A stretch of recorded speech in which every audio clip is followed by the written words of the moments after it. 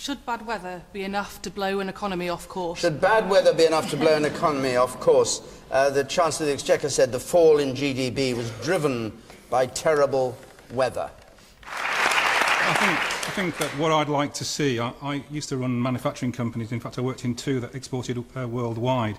What we've got is a fundamental problem where we're in a big world, a ruthless economy, and we've got sort of do-gooders trying to tax small business to pay for everything else. We need to create jobs for the people that are coming out of the public sector.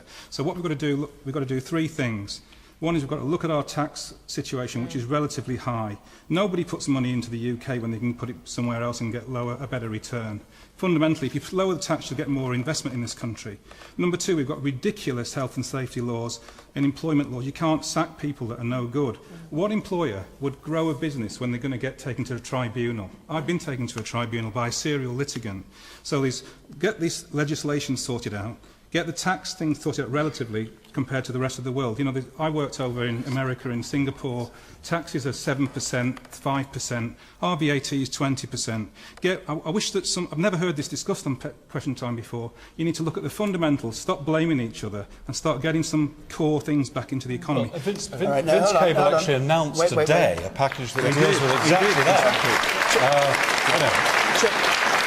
Chuka, I'll come to you, Katie. Just very briefly. It's interesting that you talk about exports, because the government sees, as you retrench the public sector, the private sector will flourish. And the problem is, at the moment, if you look at the last employment figures, that doesn't seem to be happening. And where they see growth being generated through business investment and exports, well, of course, the export market, most of our exports go to the Eurozone, which is not in the best state at the moment, and business confidence is very low. This is why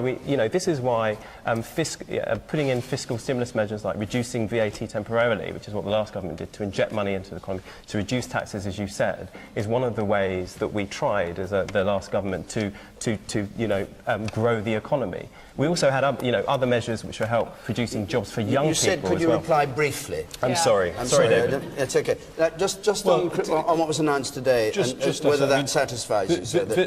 Vince Cable actually announced today that we're consulting on a whole package to deal with precisely that issue for small businesses in particular, to make it easier to hire people so that if they do make a mistake, actually they can rectify that without being locked into a tremendous tribunal system.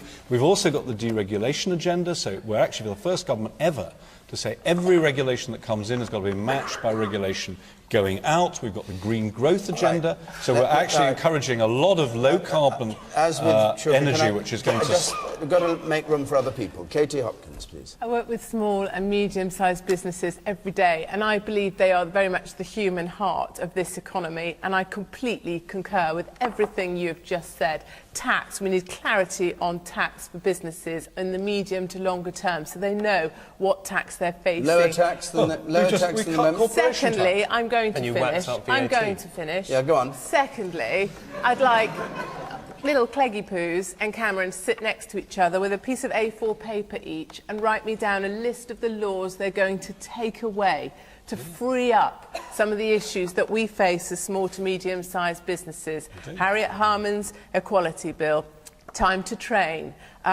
TUPE, for example. These are the issues we face in small to medium-sized businesses. Can I bring you back to the question? And thirdly, compliance. We need to get rid of some of the compliance issues we face that are just suffocating us and preventing us from creating the growth that we need. In other words, it wasn't the bad weather? No. Not the bad weather. You sat there on the left, and I come to you.